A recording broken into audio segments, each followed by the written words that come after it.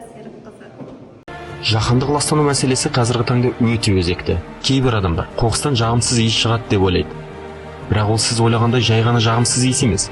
Қоқыстың құрамында ұсақ, улы жәндіктер, химиялық заттар, ауыр металдар және көптеген зиянды заттар болады. Ал пластмасс қоқыстың ең қауіптісі. Көп қоқыс орны пластмассты өртеп жатады. Ол өртенген кезде озон қабатына зиянды ауыр металдар шығарады.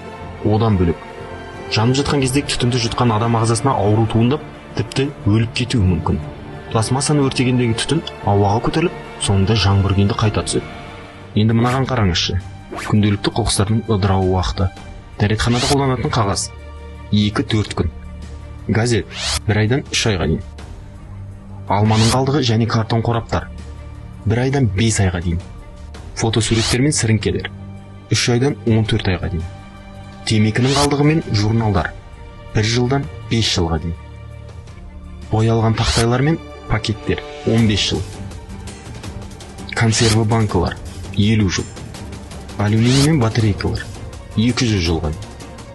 Ал енді мына қызықты қараңыз. Күнделікті қолданатын пластик бутылкалар мен баланың жайлық орнына қолданатын памперстеріңіз 400-450 жыл ыдырайды екен. Ал шыны бөтелкелер 1000 жылдан артық ыдырайды. Ғалымдар мен қоғам белсенділері планетамыздың түтін мен күл қоқысқа тұншығып жатқанын айтып дабыл қағуда. Сіз де экологияға және жерге деген көзқарасыңызды өзгертіңіз. Достарыңыз.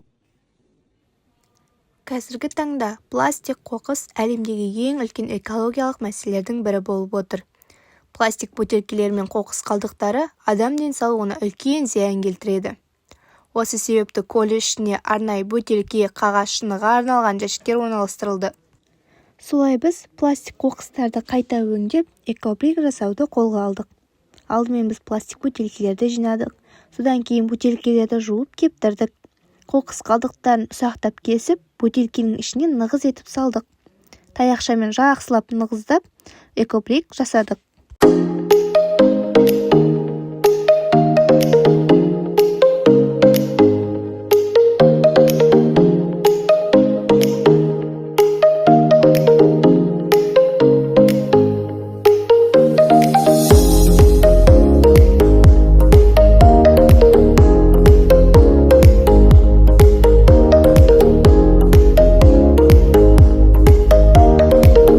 Нәтижесінде біз экобриктен отыратын арнайы орындық жасадық.